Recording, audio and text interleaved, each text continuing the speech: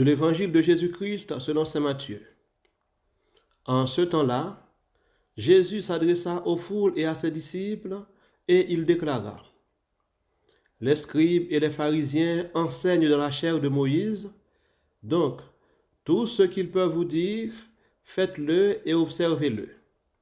Mais n'agissez pas d'après leurs actes, car ils disent et ne font pas. Ils attachent des pesants fardeaux, difficiles à porter, et ils en chargent les épaules des gens, mais eux-mêmes ne veulent pas les remuer du doigt. Toutes leurs actions, ils les font pour être remarqués des gens. Ils élargissent leurs phylactères et rallongent leurs franges.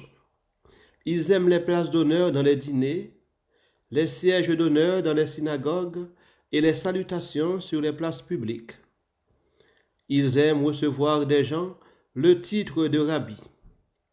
Pour vous, ne vous faites pas donner le titre de rabbi, car vous n'avez qu'un seul maître pour vous enseigner, et vous êtes tous frères.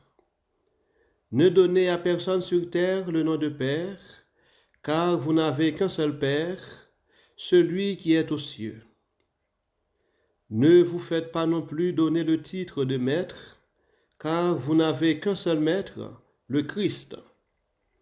Le plus grand parmi vous sera votre serviteur.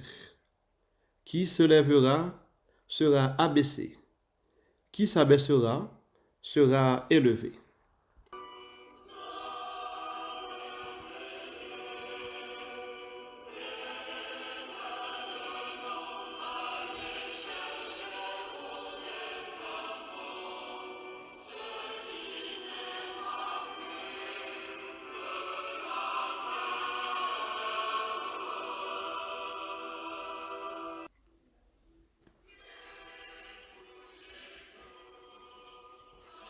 Dire et faire. C'est toujours un scandale quand il y a incompatibilité entre ces deux verbes chez une seule et même personne. On parle alors d'incohérence. On peut comprendre pourquoi le monde est si exigeant aux chrétiens, parce que même si certains ne croient pas, mais ils savent que nous chrétiens, nous sommes à la suite du Christ qui nous invite à témoigner en parole et en acte. Jésus, dans l'Évangile, dénonce l'hypocrisie des scribes et des pharisiens qui disent et ne font pas. Ou encore, ils disent, mais ils font autre chose. Cependant, Jésus nous invite quand même à observer ce qu'ils disent. Jésus reconnaît en eux la capacité de dicter le vrai chemin par leurs paroles, mais non par leurs actes.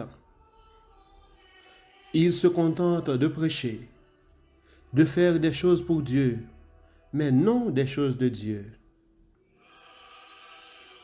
Ils chargent les gens de lourds fardeaux et ils ne veulent pas les remuer du doigt, comme nous l'avons entendu. Ensuite, toutes leurs actions sont dans le but de se faire remarquer pour recevoir les honneurs. Jésus nous invite à faire une décantation entre le porteur du message et le message. Le message en lui-même est à accueillir, mais il faut éviter de faire comme ces pharisiens dont les actes trahissent le contenu du message qu'ils portent. Jésus nous invite encore à nous attacher à lui et non à des titres. Bien sûr, il faut reconnaître la fonction de quelqu'un, le ministère qui lui est confié par Dieu. Nos parents, nous les appelons bien papa, maman, ou encore on appelle des prêtres pères. Il y a des pères adoptifs, des pères spirituels. Alors, allons-nous commencer à ne plus les appeler pères? Mais non. Ce qui importe, c'est que toute paternité se reconnaisse dans l'unique paternité de Dieu. D'ailleurs, un des 10 commandements rappelle « Honore ton père et ta mère ».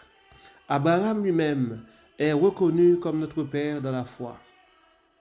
Cependant, tous ceux qui exercent une paternité doivent reconnaître que la source de toute paternité, c'est Dieu lui-même et que nous devons être à son image. Quand un ministère, quand une fonction est confiée à quelqu'un par Dieu, c'est toujours en son nom et en vue du bien de tous.